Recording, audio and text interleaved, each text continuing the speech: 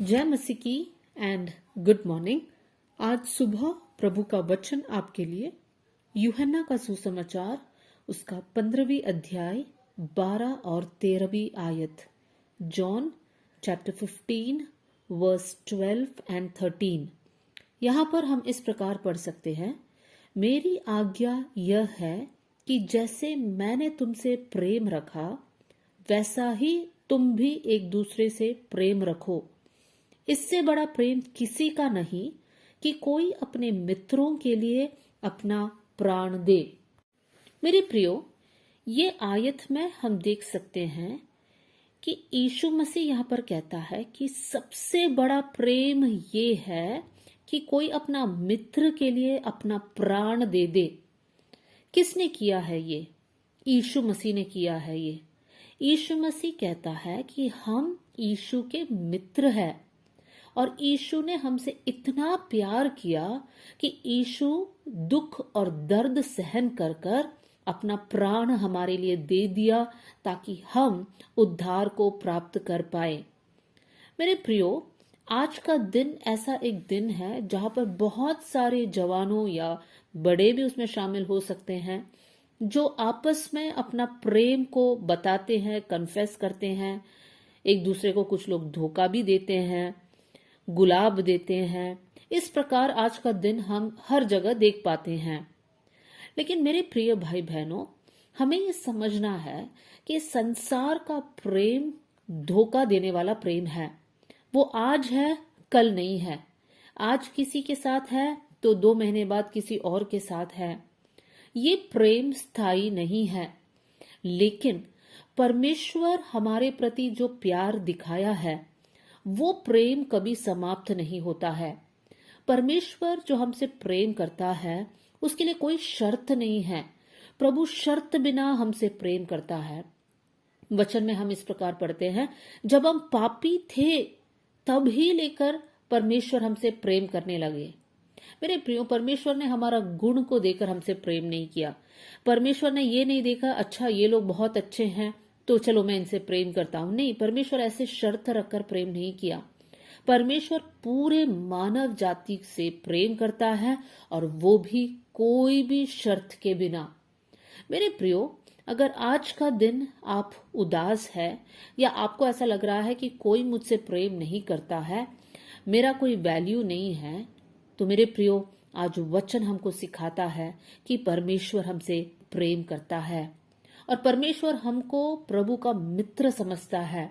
परमेश्वर अब्राहम के बारे में भी यही कहता है कि अब्राहम परमेश्वर का मित्र था और यीशु मसीह कहता है कि हम यीशु के मित्र हैं। मेरे प्रियो, हमें प्रभु से दूर नहीं जाना है। हमें ऐसा नहीं सोचना है कि परमेश्वर कहीं दूर है और परमेश्वर हमेशा हमसे क्रोधित है। प्रभु हमसे या हमारी कमियों को देखकर परमेश्वर हमको नाश करना चाहता है। ये सारी विचार शैतान हमारे मन में डालता है। लेकिन हमें याद रखना है कि परमेश्वर हमें हर हालात में हमसे प्रेम करता है और परमेश्वर चाहता है कि हम और परमेश्वर के बीच में एक घनिष्ठ रिश्ता रहे। उसकी 12वीं आयत में हमने इस प्रकार पढ़ा, मेरी आज्ञा ये है कि जैसे मैंने तुमसे प्रेम रखा वैसे ही तुम भी एक दूसरे से प्रेम रखो। परमेश्वर हमसे प्रेम किया, लेकिन परमेश्वर ये भी चाहता है कि हम भी वैसे ही प्रेम एक दूसरे को दिखाए।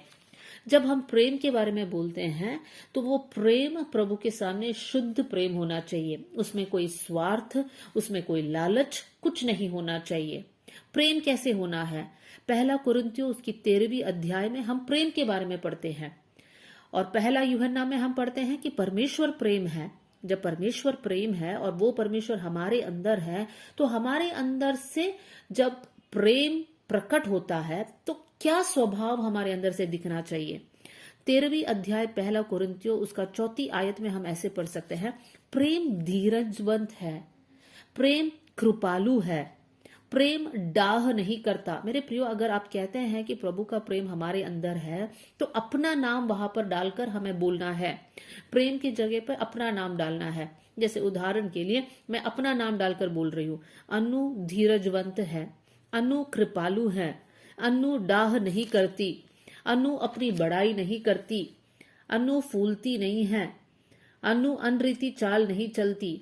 मेरे प्रियो, जब हम ऐसे अपना अपना नाम डालकर हम बोलेंगे, तब हमें पता चलता है ये तो सही नहीं है, मेरे अंदर तो धीरज नहीं है, मुझे तो मेरे अंदर में किसी को देखकर डाह उत्पन्न होता है। तो हमें समझ में आता है कि हमारे अंदर जिस प्रकार परमेश्वर चाहता है वैसा प्रेम नहीं है। तो मेरे प्रियो, तब हम क्या करें? प्रभु के सामने जाए, प्रभु के सामने रोए, प्रभु से कहे, प्रभु आपने तो बिना शर्त से हमसे प्रेम किया, निस्वार्थ प्रेम किया, अपना जान हमारे लिए दे दिया। और प्रभु आपने तो कहा है ऐसे ही प्रेम हमें दूसरों से भी प्रेम करना है।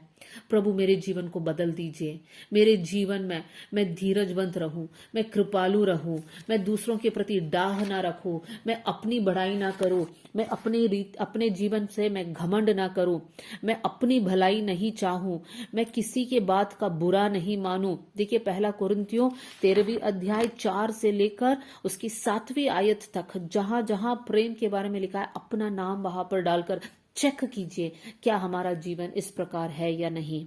मेरे प्रियो, प्रभु इन दिनों में मदद करे कि हम लोग ऐसे लोग रहे जो प्रभु का प्रेम दूसरों के प्रति हम दिखाएं। आइए हम लोग प्रार्थना करें। स्वर्गीय पिता, आज का दिन के लिए धन्यवाद करते हैं, इस वचन के लिए हम धन्यवाद करते हैं। प्रभु आपने हमसे प्रेम किया, प्रभु हम लायक नहीं थे फिर भी आपने हमसे प्रेम किया।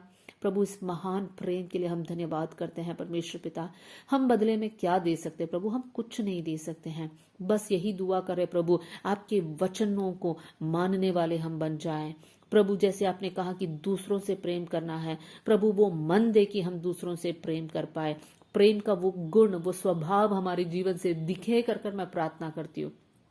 आपने हमारी प्रार्थना सुन लिया, इसलिए धन्यवाद। आदर और महिमा आपको देते हुए यीशु के नाम से हम मांगते हैं, आमीन। जय